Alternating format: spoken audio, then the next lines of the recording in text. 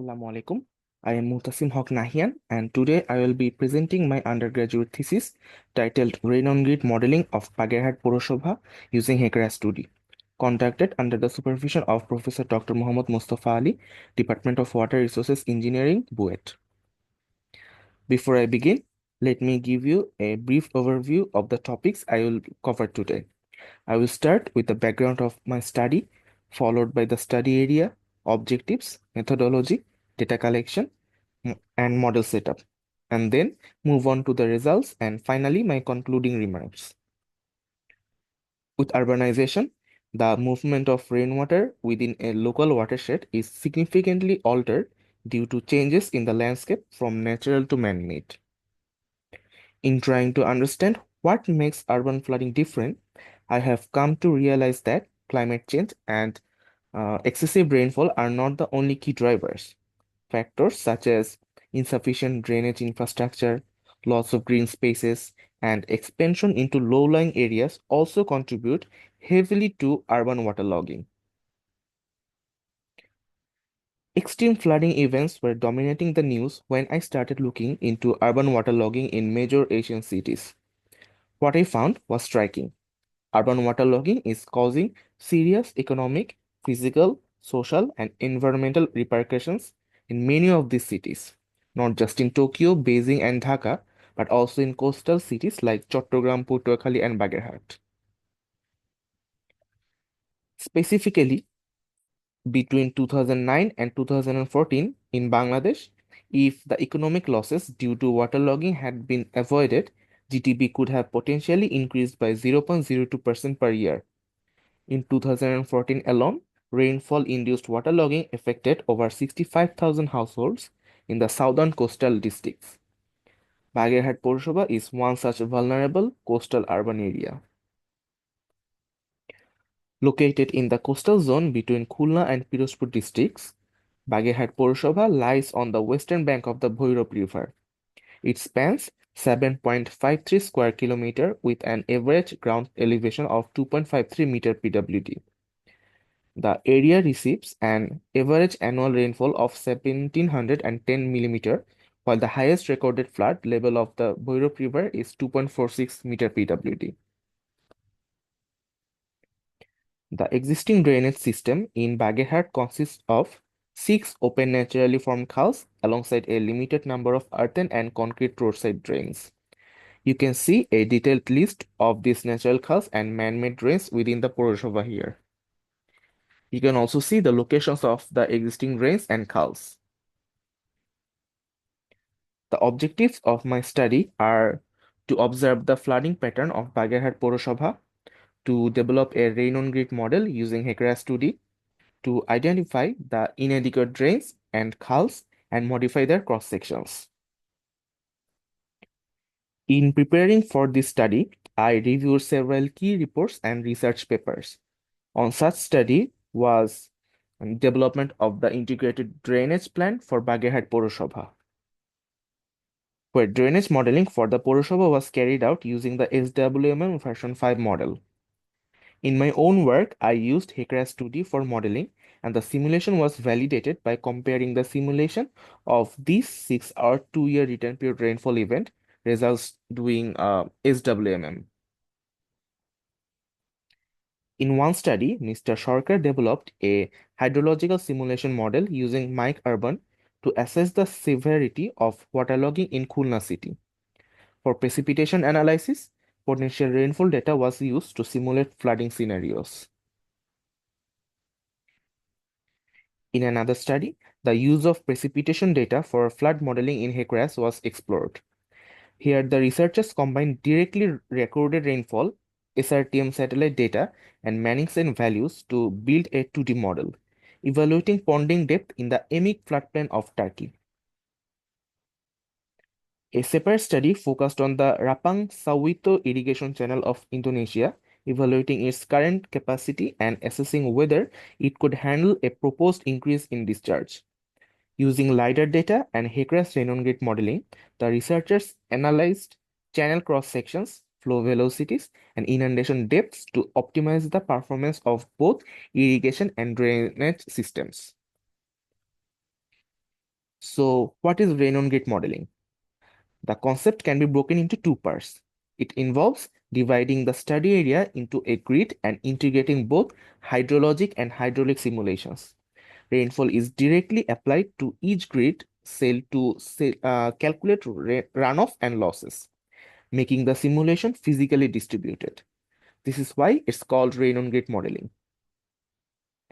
Now you might ask, why did I choose HEC RAS 2D instead of SWMM? Well, although SWMM can perform both hydrologic and hydraulic simulations in urban areas, it operates on a 1D platform, meaning it doesn't represent spatial variation explicitly. While PCSwim supports 2D modeling, it is only available under a commercial license. On the other hand, HEC-RAS 2D is open source and capable of simulating complex flow patterns and floodplain inundation. It allows direct integration of hydrology and hydraulics in real space, enabling the mapping of inundation extent, depth, and flow velocity with high spatial accuracy. I have structured the methodology of my study into three main parts: pre-processing, processing, and post-processing. In pre-processing, I defined the study area, collected data, and prepared my data. For processing, I created terrain, set up the HEC-RAS model, importing my necessary variables, and then run the simulation. For post-processing, I use GIS for modifying the cross sections, then again run the model and compare the data. Here is a summary of the primary data I collected and used for my analysis. The daily rainfall data for CL501 station and hourly tidal water level for SW1 station were collected from BWDB, and other necessary data were collected from LGED and WRE. A survey team assigned by WRE BUET collected the spot height data. It was then converted into a raster using Create Teen tool. The survey data of elevation for Khas bed level were stored in an Excel file, which was then imported into ArcGIS using the Excel to table tool. A polygon feature of the Khas was drawn using a georeferenced map of Bagerhat Pourashava. Similarly, the elevation data of the drains were also imported in ArcGIS. The Khas and drains raster were generated from the process point data using Kriging 3D Analyst tool. To get the terrain as a DEM file, all the raster files were merged into the Mosaic tool. Necessary datum correction is done using raster calculator. Here comes the model setup. A new terrain profile was created in RAS Mapper using the pre-processed DEM file of the required study area. A new geometry was created where the perimeter of the area of interest was drawn. Break lines were also drawn for the khas since these are the major channels of concern. The near spacing value for the break lines enforcement was selected as 1. Boundary condition lines were drawn along the entrance and exit of the floodplains. The computation points spacing for the cells was selected as 5 meter by 5 meter. The computation points were generated with the break lines. The phase errors were resolved by manually adding computation points, while multiple computation point errors were rectified by deleting redundant points. A land cover shapefile of the study area was generated previously on ArcGIS, where the Manning's N values were input according to HEC RAS User's Manual version 6. The percent impervious values were input in the similar shapefile for different land use types. For the infiltration layer, a 250 meter by 250 meter curve number shapefile was sourced from Google Earth Engine earlier. The layer was then added in RAS Mapper, and here we integrated the ACS curve number method for the model. In the 2D flow area, a total of 21 boundary conditions were used. Among these, 1 pertained to hydrologic data as precipitation, 10 were related to water level data as stage hydrograph, and the remainder were associated with normal depth. The model simulation underwent by comparing its results with field observation data gathered through field visits surveys, and consultation meetings. Another inundation model run in SWMM was also collected from IDPDD report for Bagerhat Pourashava for the same rainfall event. Upon comparing the figures, it is evident that the model effectively identified most of the flooding areas. To observe the flooding pattern for the existing drainage network based on survey data, the drainage model has been simulated for 6-hour 2-year return period rainfall for spring tide and neap tide conditions. And the analysis of the inundation maps indicates that design considerations should be grounded on the map based on the spring tide condition.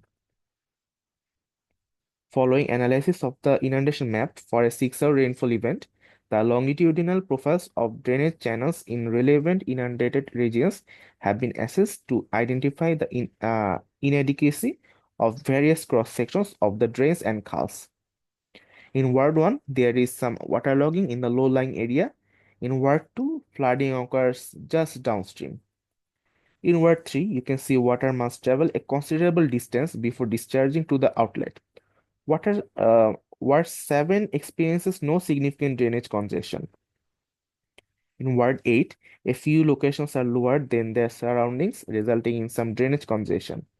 In Ward 9, drainage congestion is evident in the southern part, and the drainage path appears to flow in the opposite direction. In the extension area of the ward, some drainage congestion is observed in the central part due to the absence of a connecting drain to the nearby khal. So a new khal was proposed, you can see, which is to be connected beside the connecting roads of Ward Nong 3 and 9 and the extension area. The polygon shapefiles of the drains and khals were used to separate the inadequate channels. The inadequate channels were converted to point shapefile using the raster to shapefile conversion tool. The points were converted into an Excel file using table to Excel conversion tool. Then the elevations were modified manually from the Excel file. After modifying the elevations, the points were converted into a raster. Meanwhile, the new khal raster area was clipped from the main raster using clip tool, maintaining the clipping extent. Then the modification was done using raster calculator. Finally, all the raster files were merged and created the new raster.